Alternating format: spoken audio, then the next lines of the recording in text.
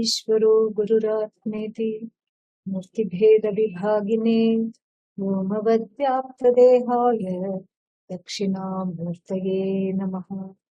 दक्षिणामूर्तये नमः.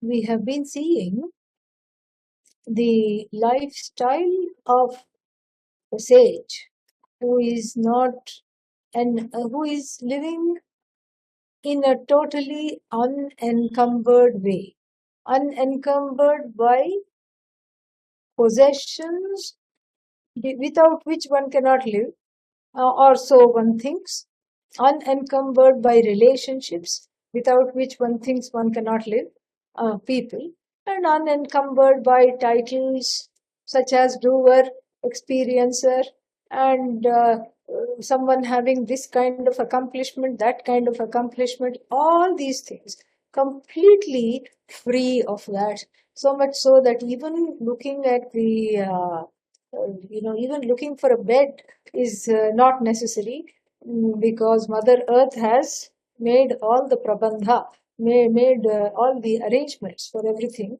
And so living a very a life that is going with the universal flow, and that universal flow is Ishvara, and that is Ishvara's flow in which one is, and this kind of a sage very rare to find. And so now we will finish the rest of the verses and then end with some discussion on how living in this day and age, how can we adopt some of this, the spirit behind the lifestyle, if not the lifestyle itself that is recommended, and why this spirit is important to have, especially for the jnani wannabes. If one is a jnani wannabe, I want to be a jnani, then how to use this lifestyle as a lakshana, as a kind of a practice, so that one can one can develop that same, cultivate that same vairagya that the writer of the author of the Atmavidyavilasa has, and then develop that, and then let go of so many encumbrances that come in the way of assimilating this knowledge. So now we are on verse 55. Let me just cue it up there, and then I will share that. Okay.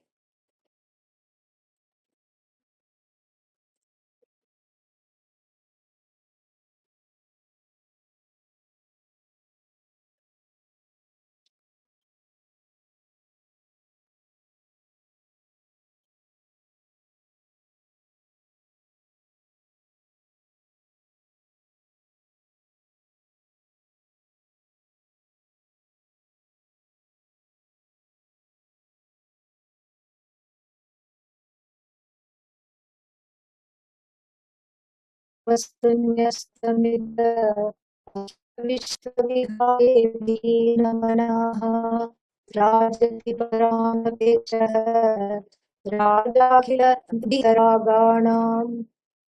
Raja Akhil वीतरागाणां Raja परान् अनपेक्षः राजति. So this we have seen in detail. The king of the yogis, who is the king of the yogis? The king of all of them who are free from raga and dvesha.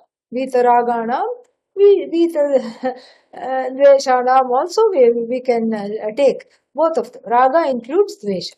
So people who are free of strong prejudices and preferences, there are so many people in the world, let us say, and out of them this kind of a yati, this kind of an ascetic shines, and he or she is para anapekshaha, not dependent on anybody. And this can seem like an anomaly. I wanted to just mention, why is this an anomaly? Because here earlier we said bhiksha patra, bhikshu, bhiksha patra, he has or she has, and goes and begging for alms, And then, so how do you say that they are not dependent on people? Because they are begging for their alms, because they're begging for the needs, food, shelter, etc., clothing. All these things are got by begging. And so how do you say they are not dependent on anyone? They are not emotionally dependent. That is the idea. They are not in kind of a dysfunctional relationship. Vastu means Brahman. Vastu means you. That's what it is. So in that Vastu, Vastuni, and what is this Vastu? Astam Akhila Vishwa Vihare. Vishwa Vyavahare also you can take. So this Vastu, which is in the form of that from which all kinds of activities have departed. All kinds of activities have gone. How have they gone? Because they are mithya. Activities are mithya means activities are dependent on the Vastu because of the Satchidananda Vastu, which gives its satta and its purti, which lends its existence and its sentience to all the things in the universe and blesses all the activities, itself actionless. This is the Vastu. So all the activities are because of the borrowed presence and the sentience from the Vastu. The Vastu directs these activities without becoming the actor or without becoming a hub of activity. So therefore, this Vastu is free of activity, but the activity of the sanchara, the movement, the give and the take, the adana, pradana, and all the sanchara of all the jivas is not free of the Vastu. But from the standpoint of the Vastu, it is free of all activities, all movement, everything. So that Vastu which is free of all activities in the whole world, which is free of even the world itself, the universe itself, in that Vastu, Vastuni, in that Vastu, Vilina Manaha San Rajati. So the yati is absorbed in that Vastu and does not notice things that come and go. And then all worldly activities keep on going and coming and doing things, everybody. But I am with the source. I am one with the source. Iti, very beautiful verse. And then next one, Acharya Pangadrisha समवाप्तापार संविदाकारः प्रशमित सकल विभेदः परमहंसः कश्चिदाभाति कश्चित् परमहंसः आभाति. One kind of the most exalted ascetic shines. Shines how or why? Why does the person shine? The person shines because of many reasons. First is Acharya Pangadrisha. Acharya Pangadrisha Samyak Avapta Samavapta Parasamvida Akarah. So Samavapta Parasamvida Akarah means the person has gained the akara, the form. The form of what? Samvit. Samvit. Apara samvida akarah. Praptam yena. Samavaptam yena. So, the person has gained that akara. Akara means that oneness, that identity with that samvit. What is samvit? Atma. Samvit is a fancy name for Atma, that's all. So that Brahman, that Atma, that truth which is free of the Jagat. The Jagat is not free of the truth. The Jagat leans on the truth, but the truth is free of Jagat. The truth is free of doing. The truth is free of being this thing or that thing or anything in particular. And the truth is oneself. So that has been nicely samyak praptam yena, samyak aptam yena.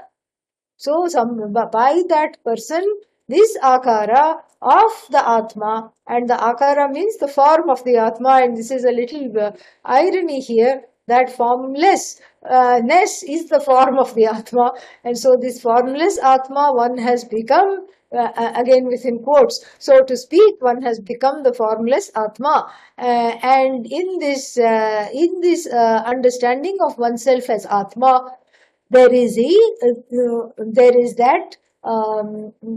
that oneness. Apara means it is just infinite. Without it is limitless. In that having fully assimilated and quote unquote become one with. It's not that one becomes one with. One is already one with that, but recognizes oneself as one with the limitless consciousness. So apara samvid akara. Then how do and then what? Prashamita sakala vibhedaha.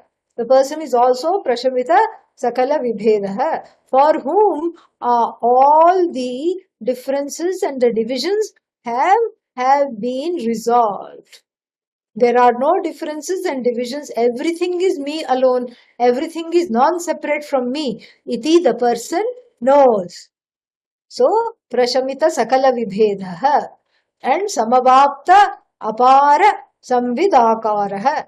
How did this person become like this? How did this person resolve all the differences and divisions unto oneself? And how did this person become within quotes, become one with that consciousness which is limitless? Then the cause is given, the hetu is given here, acharya panga drisha. We the sidelong look of the Guru. Acharya Pangadrisha.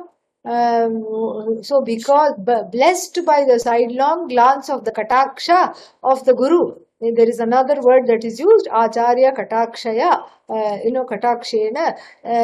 So then because of the Kataksha of the Acharya, then one has gained this knowledge and become one with that limitless consciousness which one has studied about, and then has understood that oneness with everything, and then that oneness has brought a resolution to all differences, all bheda, everything. So this Paramahamsa Kaschit Abhati. So this Paramahamsa shines. Again, another wonderful verse. And then the Acharya is brought in here to show that this was gained by the Guru. And then it was transmitted to the Shishya. Then again, if we ask, how can a sidelong glance give such a big knowledge? It was not the glance, but it was the teaching. The glance is just is a gift. That's all. It's a gift. It's a miracle. It's wonderful. But it is what transforms is the teaching. So it's the glance which conveys the teaching. And so this, because of the teaching, this person has been some Paramahamsa has been transformed. And then next one, Varanashrama Vyavastham Uttirya Vidhuya Vidyadin. Here it's not Vidyadin, it is Vidhi Adin, Vidyadin. It should not be the, but the Vidyadin. Okay? Yeah. So that is a correction we have to make. Varnashrama Vyavastham Uttirya Vidhuya Vidyadin Parishishyate Yatindraha Paripurnananda Bodhamatrena.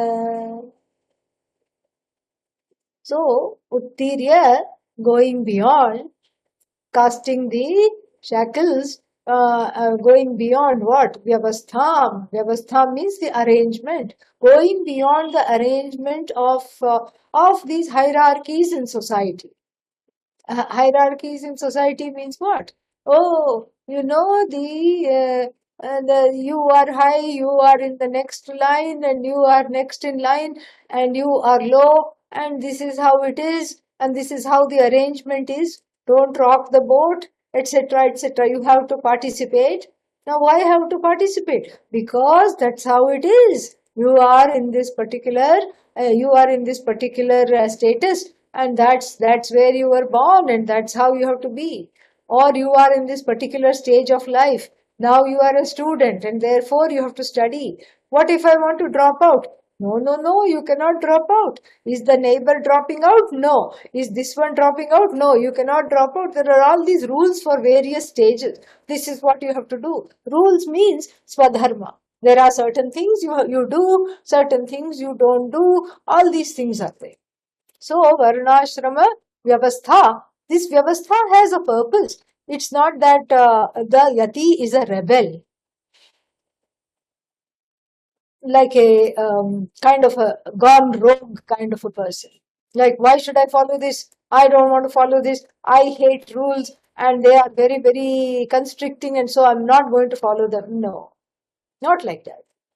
In a way, the yati has gone beyond the need for these hierarchies. Because if everything is one, prashamita sakala vibhedaha, we saw earlier in the 56th verse. And so, when all the differences have been resolved, when all the yati sees is only one thing and oneself, what is the use of all these vyavasthas? This is the question that is asked in the... so, the three Vedas, and which the three Vedas, all the Vedas, what do? They give a certain vyavastha. It is full of vidhi and nishedha. It is in the form of injunctions and prohibitions. Please do this. Suram na pibet. Please do not drink alcohol. Do not drink alcohol. Swadhyayo dhyetavyah. Swadhyayah adhyetavyah. You must study your own Veda. Your own Veda must be studied. And then Satyam vada dharmanchara swadhyayat ma pramadah. Like this, all these injunctions are there and prohibitions are there. That is what makes up the Vedas. So then these injunctions and prohibitions are of use for the ajnani, but not for the jnani. How? The the Bhagavad Gita gives a very nice analogy. The Bhagavad Gita says that imagine a village full of wells and little ponds and everything, where you go for your drinking water.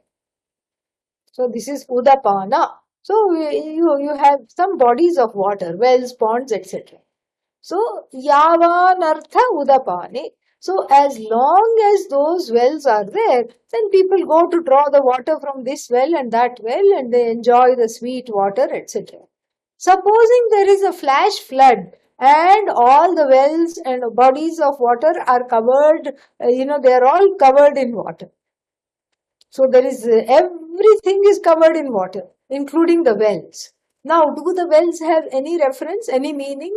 Do you say, oh, this is my well, don't come near my well, my great-great-great-grandfather dug it, it belongs to my family. You will be laughing at yourself saying that with a straight face, because where is the well? Oh, well, you have to say, where is the well? There is no well.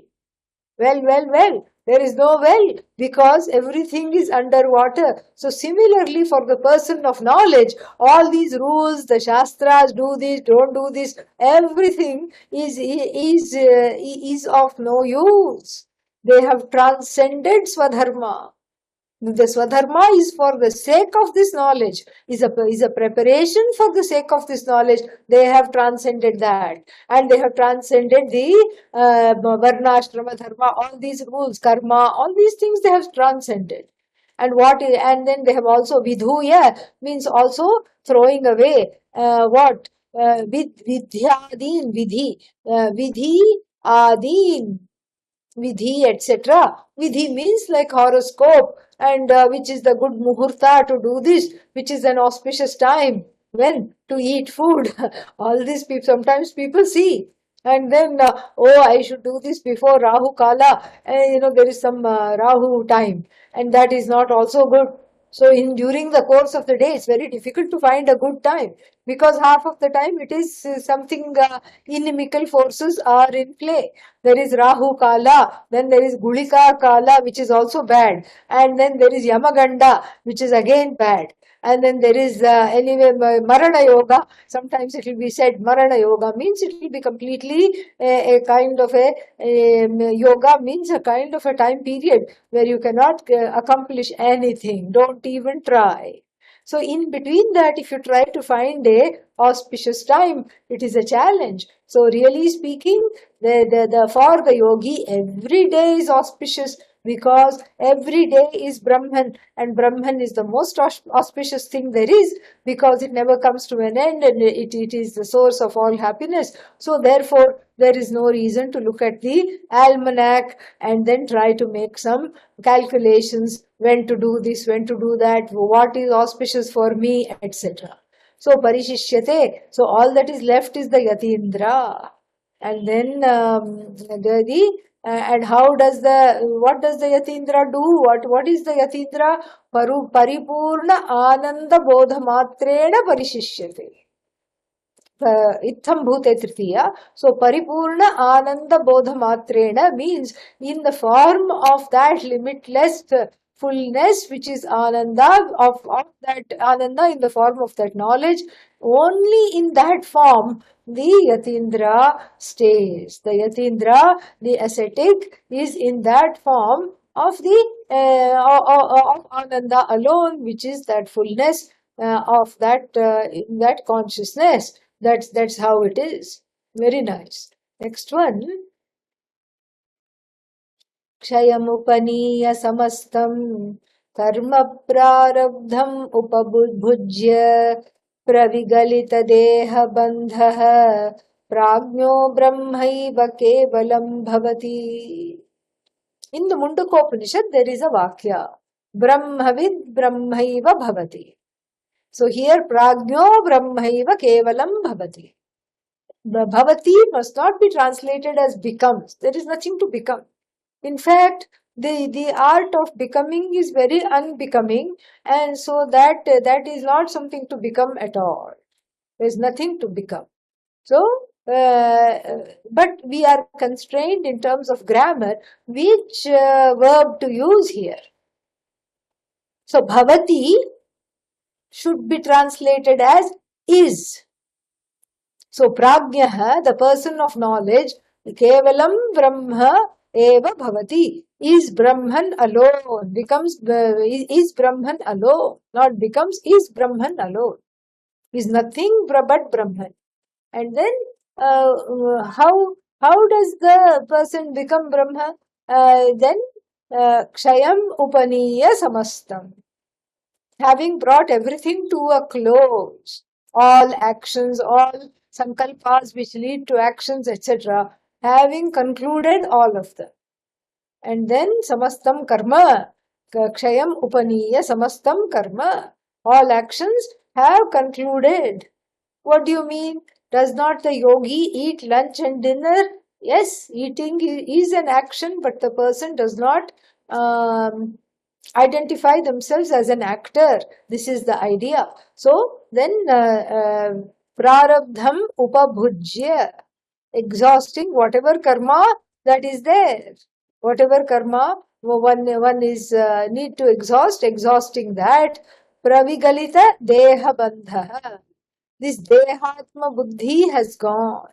I am the body, iti buddhi, has gone for whom? That is the prajna. That is called the enlightened person, the person of self-knowledge, prajnaha, and then kevalam brahmaiva bhavati, is nothing but Brahman alone.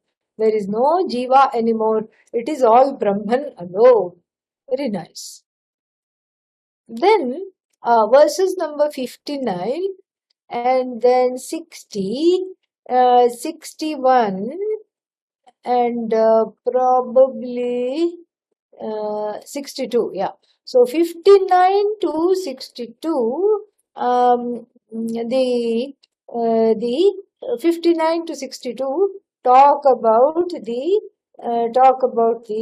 vastu itself. So what is it that one knows? What is it that one is identifying with is talked about very beautifully in the next so many verses. Let's see. Sthimitamanantamanadyam Santatamanandabodhaganam avikalpamadhyamekam sanmatram vidyate kimapi. Sthimita means motionless. It means many things, but one of the things it means is free of all motion, still. It is still, it is unmoving, anantam, endless, and by beginningless, by logic, beginningless. Therefore, anantam, anadyam, beginningless and endless. Santatam, unchanging, same, being the same in all periods of time. Santatam, ananda bodha ghanam. It is in the form of that which exists. Santatam Ananda Bodha Ghanam is a very clever way of saying Satchidananda. So it is Santatam, it is ever present. Ananda, it is in the form of happiness, endless happiness. And then Bodha Ghanam, it is just a mass of knowledge, it is all knowledge. Bodha Ghanam is used, Ghana means dense, meaning there is nothing other than knowledge here. So it is just knowledge alone. Then avikalpam, what kind of a knowledge? That which does not, is not in the form of parts. It's not in the form of parts. It is without any parts, without any, what is that, without any divisions, without any choices. Without any. Adyam means that which is primordial, which was there even before time and space came into being, which was always there. Sanmatram. Sanmatram means that which is the truth of everything, including the five elements. Sanmatram. It's Sat alone. Vidyate kimapi. There is such a thing. There is such a thing which fits this description, and that is Brahman, which is you. That's what is going to be told. Next one. Aksharamajarajatam Sukshmatara Purva Shuddha Vijnanam Pragalita Sarva Klesham Paratatvam Vartate Kimapi. So, here again, Aksharam. This is all taken from the Upanishad. Yaya Aksharam Adhigamyate. Sa Paravidya. That Paravidya is described in the Mundaka Upanishad as that because of which the indeclinable one is known. And that indeclinable one is you. That one thing is Brahman alone, which is Ajaram. Ajara, not subject to Jara. Jara na vidyate yasya Ajara. Tam Ajaram. So then this Ajaram, it is there, and this Jara means geriatric stage. Maybe the word Jara is the root for the word geriatry, old age. Ajatam, unborn. Sukshma Tara. Sukshma Tara means totally subtle, because it is beyond objectification, it cannot be objectified. Sukshma Tara. Then Sukshmatara Apurva Shuddha Vijnanam. Apurva means very unusual. Apurva also means moksha. In the context of this knowledge, Apurva means moksha. So it is in the form of that liberation you can also take, and then it is in the form of that knowledge, Shuddha Vijnanam. Why is it called Shuddha Vijnanam? Because it purifies you. It purifies you of the raga dveshas, knowing which one feels that one is free of guilt, hurt, papa, punya, resentment, fear, all these things, sorrow. Then therefore it is Apurva Shuddha Vijnanam. Pragalita Sarva Klesham. Klesham means all kinds of sorrow, fear, misery, difficulties are called klesha. Pragalita. So the pragalita means from which all kleshas have departed, melted. And then paratatvam. Paratatvam means paratma tattvam, paramatma tattvam. So this tattva, the truth of the Paramatma, which is myself alone, that is there, vartate. This kind of a thing is definitely there. It's almost like in the final verses, Sadashiva Brahmendra is iterating what this teaching is all about and urging people towards this knowledge, advertising this knowledge in beautiful verses. Next one. सुखतरममरमधूरं सारं संसारवारिधे स्थिरं समरसमभयमपारं तत्किञ्चन विद्यते तत्त्वं. Sukataram means sukha. It is in the superlative. We have superlative sukhatamam, or we have what is the other one called? Comparative. Sukataram. So here it's in the comparative. Sukataram, amaram, aduram. Amaram means not subject to death. Aduram means not far away from you. Never away from you is this consciousness. In fact, it is you alone. So therefore, knowing this, you cannot feel alienated or disconnected at all. It is just absolutely impossible to feel disconnected. So Sukhataram, Amaram and Aduram. And then Saram, Saram means it's the very essence of the whole universe. It's the essence of the truth of the universe. Samsara varidhehe tiram. Tiram means across. Across what? Across the ocean of samsara. The shore of samsara means one has crossed over samsara, knowing which one crosses over samsara. So Sukhataram, Adhuram, Saram, and then Ajaram, Amaram, all this we have seen. And then Samsara Varidhi means the ocean of samsara. That which makes the ocean of samsara into a mere notion of samsara. That is how one crosses samsara. Because if the ocean is real, how can we cross it? And if the ocean is not real, there is nothing to cross. So the ocean is notional. It's the notional ocean that is crossed. And this is exactly what happened to Mirabai, who went to her guru. She sings for swimming lessons. How to swim the ocean of samsara so that I can cross it.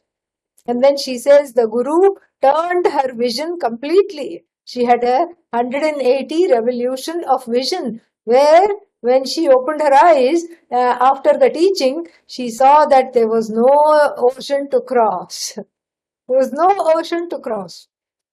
The ocean was just deemed by the guru to be a notion. Excuse me. Because one believes in that, the notion can very easily become an ocean because of Atma Ajnana.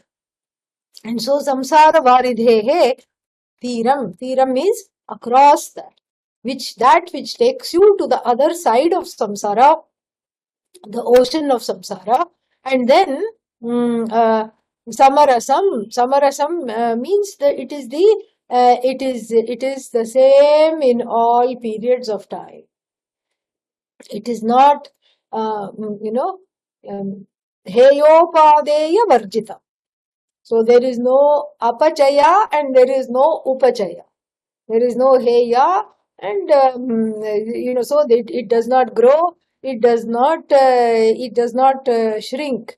This Atma Tattva that we are talking about, this Brahman, does not grow and does not shrink. So samarasam, heyopadeya varjitam, apachaya upachaya rahitam. It does not have any kind of shrinkage, growth, change, rotting and growing. It has now, Brahman has a baby, vriddhi and kshaya. Na vriddhihi yati na kshayam.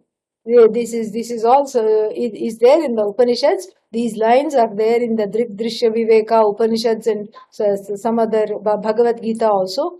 It is just iterated here to remember why this yogi is having this kind of a lifestyle, which is in keeping with this knowledge. So aparam means beyond, beyond, beyond. which is this transcendental knowledge. And samarasam aparam tat kinchana vidyate tattvam. That kind of a truth is there. Abhayam, not subject to fear. Not subject to fear. Abhayam, not subject to, free of fear. Aparam means without limits, limitless. Because it is limitless, it's free of fear. When there are two things, when there is something other than oneself, then there is fear. And if there is nothing other than oneself, what is it there? What is there to be afraid of? Nothing and no one. All that is there is oneself alone. And so this tattva is like this. And then I think this is the last one which is there. Let us see, which describes this. Arasamagandhamarupam virajaskamasattvamatamastam nirupamanirbhayatatvam tatkimapi dyotate nityam. Arasam means it does not have any taste. What is the taste of Brahman? No taste. Because it is not captured by the sense organs. Same thing, agandham. It does not have some kind of a curious fragrance by which we identify food stuff and by which we identify the flowers. A curious fragrance comes. Oh, what is that? Frangipani. There is a particular flower, tropical flower. Hawaii and all, it will grow. India, of course, it grows. This frangipani has a very heady incense. Wherever you smell it, you say, oh, that is frangipani. So that is not there. Oh, this is Atma scent. No scent. Arupam does not have a form. Then Virajaskam. So Virajaskam means from which the Rajas has departed. And then Asatvam, from which all this Sattva guna has flown away, and from which Atamaskam, from which the Tamas has also gone, meaning free of all three gunas. The gunas are there for the manifest universe of names and forms, but that truth, because of which the manifestation takes place, is free of all gunas. Otherwise, if Atma had Rajas, it would get angry. If Atma has Tamas, it would want to go to sleep. So this is how we have to understand this. Nirupama Nirbhaya Tattvam. And what is this essence of the Vedanta? That which is has no comparison. Why? Because it's the only one. How can you compare it to anything? Nirupama, Nirbhaya, free of beyond all fear, Tattvam, Tatkimapi, something like this is there. It shines all the time. Dyotate Nityam, without any flickering, without any up and down, the flame going up and down. Nityam Dyotate, always shines. And actually, the Atmavidyavilasa concludes with this verse. Why? Because we'll find out here. This is what he says in the 63rd verse is the conclusion. But I think that at least the 65th verse is an later interpolation. Maybe the 64th one also. We'll find out. Iti Guru Karuna Pangad आर्याभिद्वर्यधिक षष्टि संख्याभिः निरवद्याभिरवोचम् निगमशिरस्तन्त्रसारभूतार्थम्. Iti means this is a concluding verse. This is very clear because whenever you begin with iti means in this manner, thus ends. Thus ends what? The Atmavidya, this text called Atmavidyavilasa, which is the prasada, which is the prasada of the grace of the Guru, which has been brought out by the grace of the glance of the teacher, means the essence of the grace of the teacher. So in the Arya meter, Aryabhihi, This Arya meter is what we have been chanting. Two ways we can chant. One I tried that chanting earlier in the morning class. We chanted it slightly differently to show you that there are two ways of the Arya meter in which it can be chanted. So now there might be other ways also, but these two ways are the common ways in which it is this meter is chanted. So Aryabhihi, Aryabhihi, Aryabhidvarya, Aryabhidvaya, Dvaya Adhika Shashti Sankhyabihi. In the last 62 verses, through these 62 verses, Niravadya, Niravadya Abhi, Niravadyabihi Avocham. We have talked about in these 62 verses in the Arya meter, in these 62 verses which are flawless. Imagine someone calling their own work flawless. How can you have the temerity? Because he is so much one with Brahman, and he knows that when he is describing Brahman, there is no flaw in Brahman. So when he is describing Brahman also, there is no flaw possible. So in this flawless meter, in this noble meter, in these 62 verses, we have described this Nirabhadyam, that which is flawless we have described, and that which is described is flawless. And so what have we described? Nigama Shiras Tantra, that which is the head of the Veda. We saw the same construction earlier. Head of the Veda. Even though the Upanishads are at the end, they are called that which is the head of the Veda. Why? Because the whole Veda is to prepare for the Upanishads, which the study of which comes at the very end.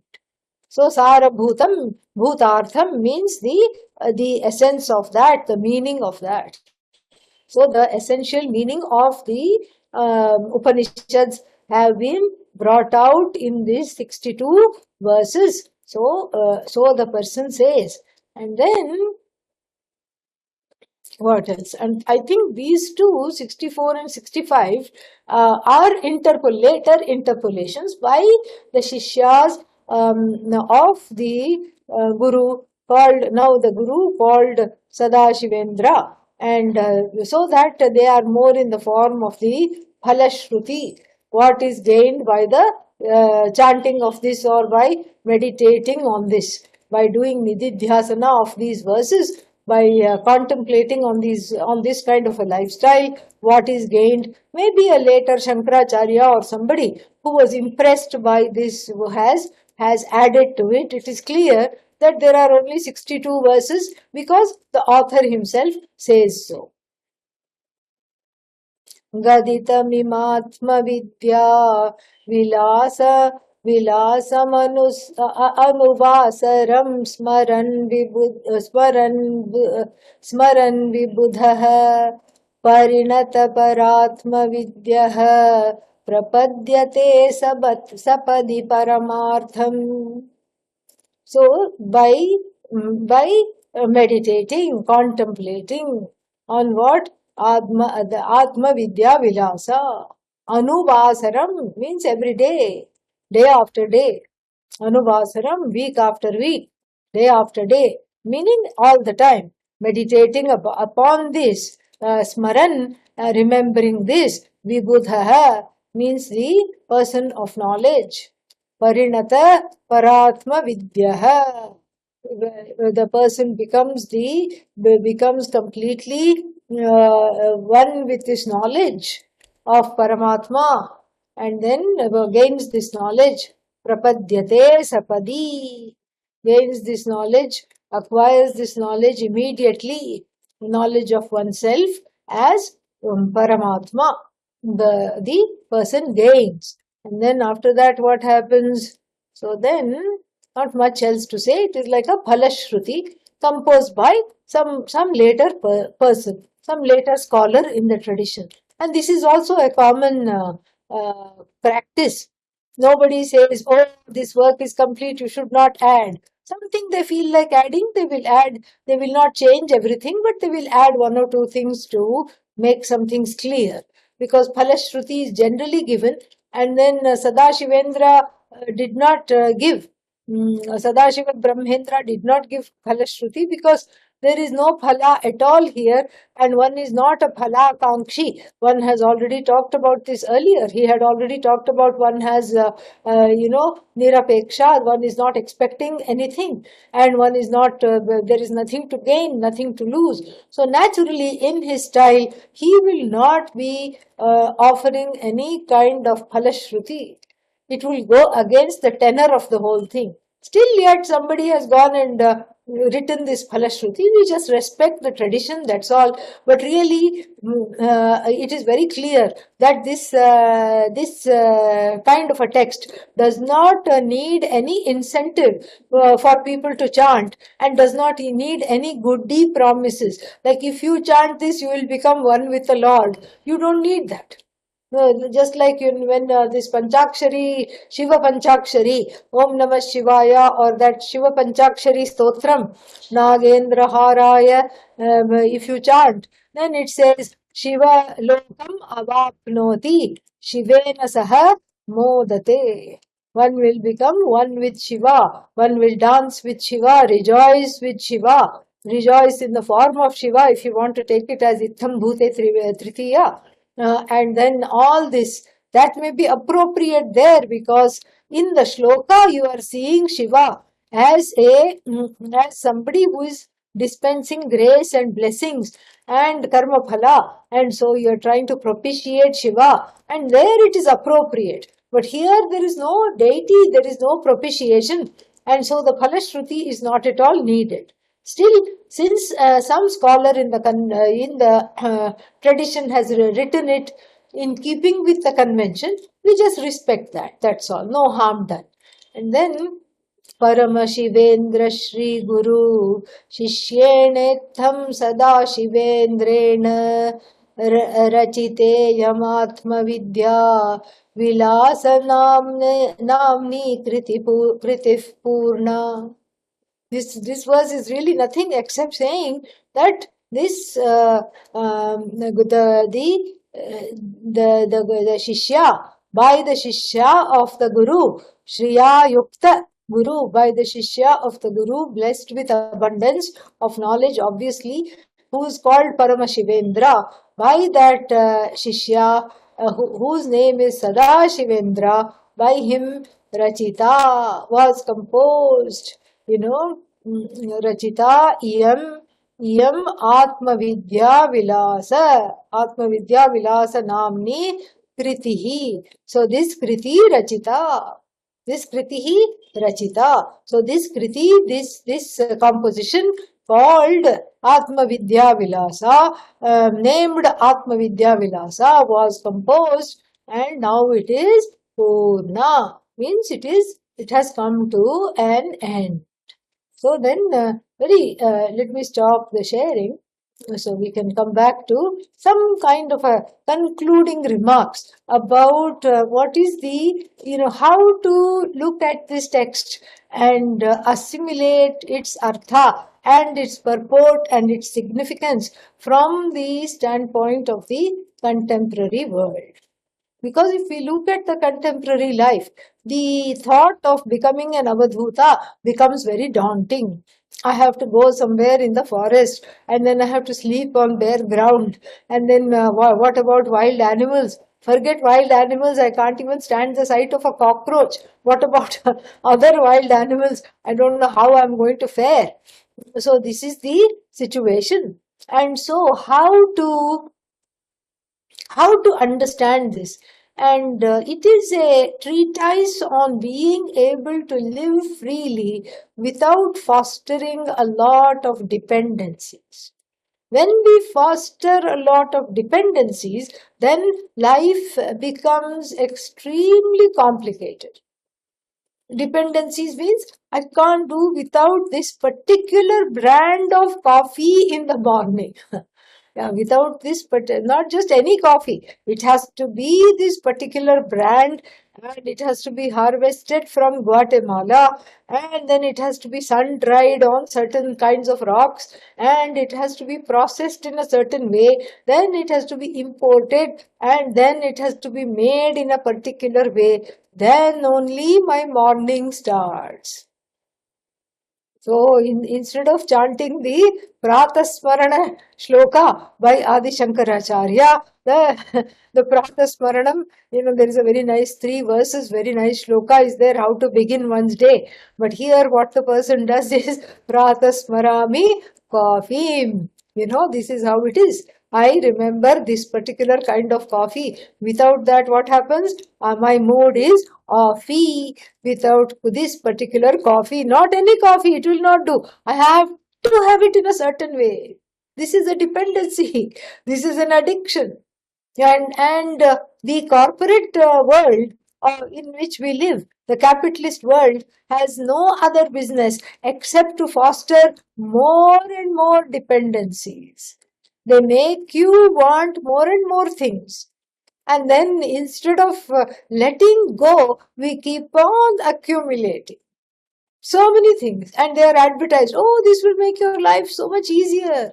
Oh, all right, okay, just one, it will not harm. And then that one dependency leads to many other dependencies. So the Atmavidyavilasa at best is a reset button. It's like when you press the button, you immediately come back to yourself and say, do I really need all these things? Do I need these props? Do I need all these things? This is exactly what is needed. And everybody's heart, especially those who are spiritually minded, those who are in the service of this Vidya, their hearts are they yearn for simplicity. And simplicity is really godliness. There is something very attractive about living a simple life. As much as you need, no more, no less. And then enjoying what is there. And therefore growing into an uncomplicated person. An uncomplicated, non-demanding, appreciative and contented person. That is who one is at heart. That is why that simplicity attracts. One wants that. One wants that above everything else.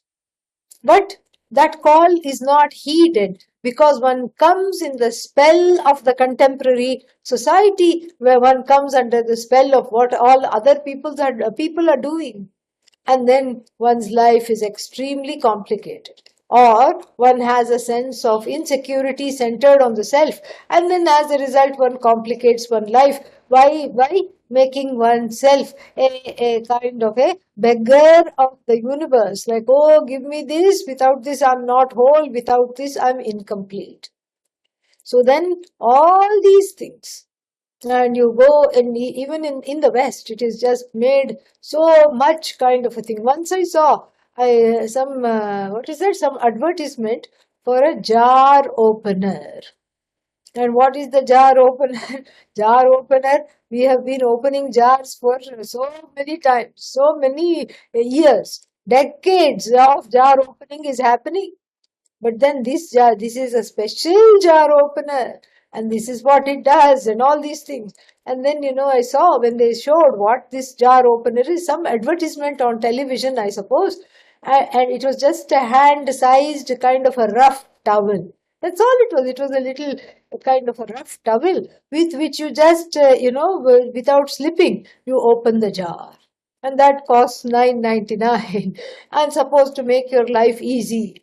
Okay, maybe if somebody, I can understand, if somebody has arthritis in the fingers or has some kind of a problem with strength, okay, no problem.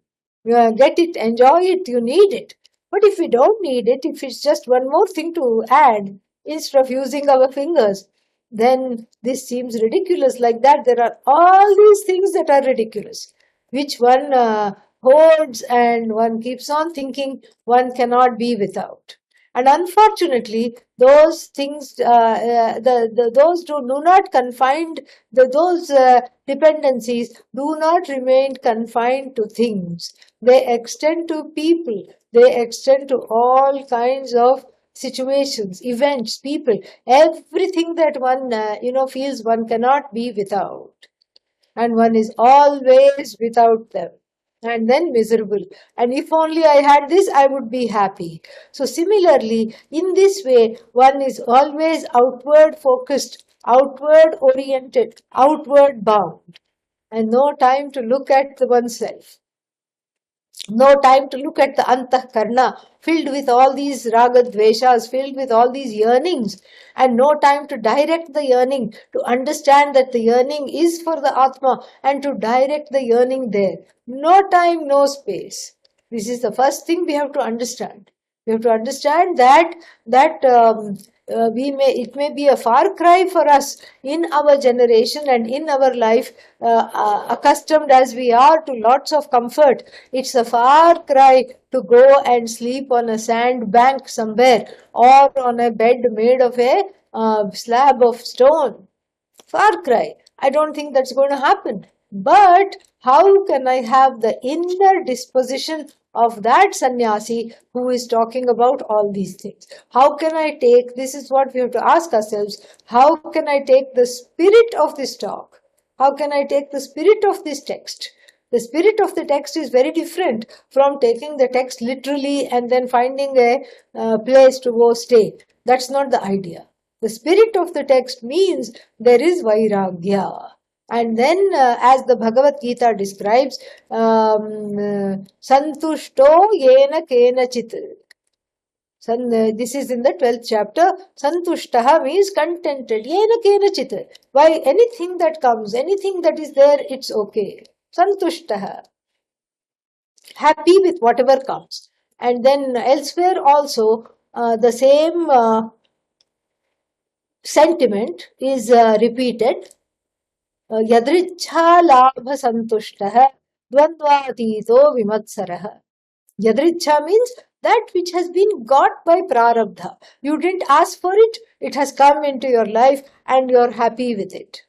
You don't try to go stand in line and return it like people do with Christmas presents. You don't bother to do that. You just use it. Or if it's not of use to you, you give it away to somebody else. Simple. You pass it on. You give it away to someone else. Kaam ho gaya, finished. There's nothing more to do. And then dvandvatitah, beyond all these dualities. And so like this, the Bhagavad Gita also talks about that. So this is the person must have the inner disposition of cheerfulness and non-wantingness both together. Because that wantingness and misery go together. So therefore, if one cultivates that non-wantingness, then one also cultivates the cheerfulness, because both of them are connected. And then that kind of a simplicity, not taking anything from anybody, not asking anything from somebody, and at the same time, if anybody gives, not unopposed to anything. And of course, we can do some things to increase the vairagya in the life. That is exactly what is needed. Increase the vairagya by letting certain dependencies drop. And then when the vairagya quotient increases, the clarity also increases. And the misery and fear go down.